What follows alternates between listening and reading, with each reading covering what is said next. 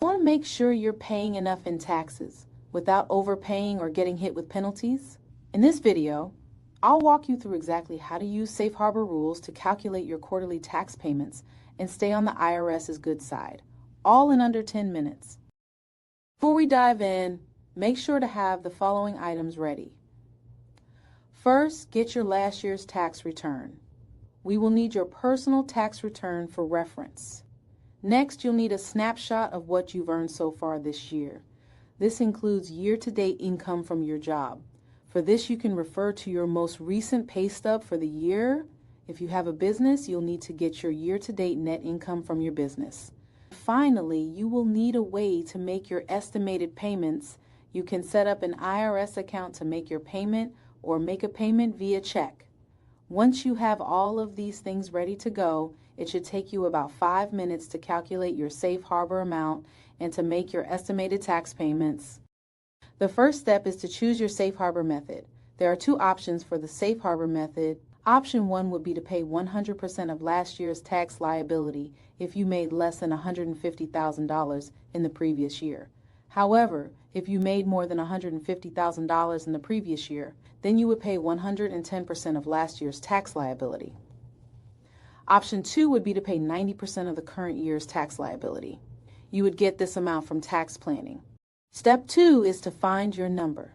This number can come from your prior year's tax return for option 1 or from your tax plan for option 2.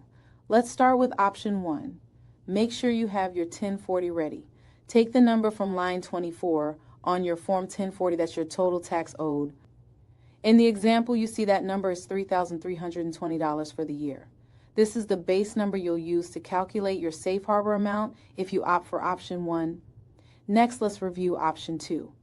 If you are opting for option 2, that means that you have received a tax plan from your tax advisor. In this example, you'll see a screenshot from my tax planning software.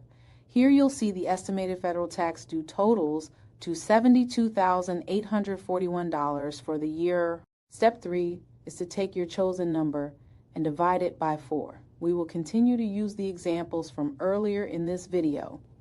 For option 1, you'll see that the amount to pay per quarter is $830 if you made less than $150,000 last year. If you made more than $150,000 last year, you would pay $913 per quarter. For option 2, you would pay $16,389 per quarter. Step 4 is to mark your calendar so that you remember to calculate your payment. Safe harbor payments are due on these dates: Quarter 1, April 15th, Quarter 2, June 15th, Quarter 3, September 15th, and Quarter 4, January 15th of the following year. Step 5 is to make your payment. You can pay online via your IRS account. If you haven't set up an IRS account, I suggest that you do that. It makes it easy to track your payments, and you'll be able to get additional information like your IRS transcripts, IRS notices and correspondence, as well as updates on your tax refund. If you don't have an IRS account, you can pay via direct pay on the IRS website. If you opt to pay via check, make sure you send the payment with a voucher 1040ES with the correct year and quarter. Before you send the estimated payment, make sure you have clearly marked on both the voucher and the check. Finally, step 6 is to track your payment. If you've paid via your IRS account, you can keep track of your payment via your IRS account. If you've used direct pay, you'll have to confirm the ACH payment was withdrawn from your account. If you've paid via check, confirm with your bank that the check has cleared your account. For payments made via check, I would suggest following up with the IRS to confirm that the payment was properly applied to your account. Need help with calculating your safe harbor payment? Try out our free safe harbor calculator by using the link below.